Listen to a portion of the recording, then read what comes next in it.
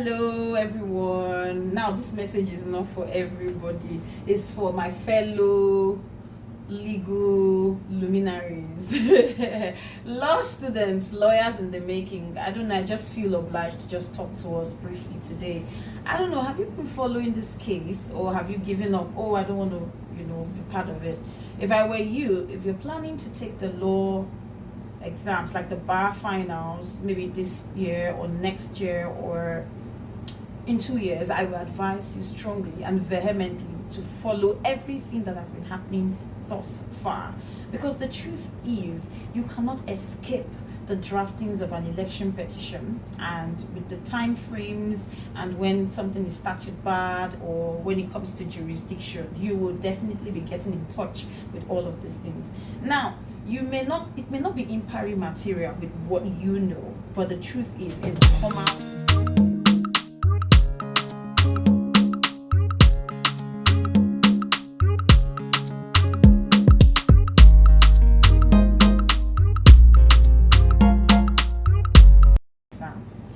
I don't know what you've been doing with your time, but let me just give you just a bit of a scope.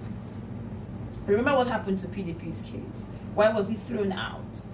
When you talk about 25% of the FCT, why was it thrown out? What are matters contained in section 251 of the 1999 Constitution as amended, which talks about the exclusive list in which the Federal High Court has jurisdiction over these matters? So you need to understand these things. Now, when it comes to double nomination and the disqualification of a candidate, what time frame or when can an opposing party come in? These are things you need to know and understand. And then when tendering documents, what are those areas you need to look out for? What are those standards that you need to put in place? When you're tendering documents, what do you say? How do you say what you say?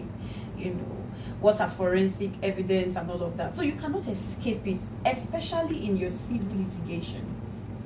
Maybe some bits of it may come out in your criminal litigation, but you see, civil litigation, you're going to be having a lot of these things. Now, it now makes sense in the examination hall when you understand the facts of the case, especially what is happening outside. Like I said earlier, it may not be in pari material with what you know, but definitely it will be somewhat close to what has happened. You would even know when they begin to deviate. That's when the question begins to go to other areas, because they want to add one or two things and test your knowledge in all of that. But if you've been following, I will advise you go back and look at the election petition, the motions that were filed, how they were filed, the days, the time, time frames, especially with regards to Labour Party, because so far, as of this video, we've not had any technical issues. What can be corrected before presentation of documents, and what cannot be corrected. You have your schedule of documents to be called. How do you call them? Where do you go to? So these are areas, these are things you need to know. They are public documents right now, so you can have access to them so that you understand. Now, I don't have time, but I don't mind doing this. I don't mind going out of my way to help people, maybe organize a masterclass on how to draft these things, the time frames and all of that. I know the law may have changed, but that's why we have places where we can look up to. That's where we have the CLE, the continuous learning program, which allows for better understanding of what's going on. So I'm just led to advise you. If you've not been following, you can go through my videos from day one. I have done a lot of explanation, and if you have questions, you can pop it in the comment section and I will answer them. If you want me to do this masterclass, you can equally pop it in the comment section, and then it will make me know if I would avail my time. But I just thought to drop this advice. If you have not been following, maybe you gave up, or maybe you are an agbado and you're like, I'm not interested, Tinubu is already president.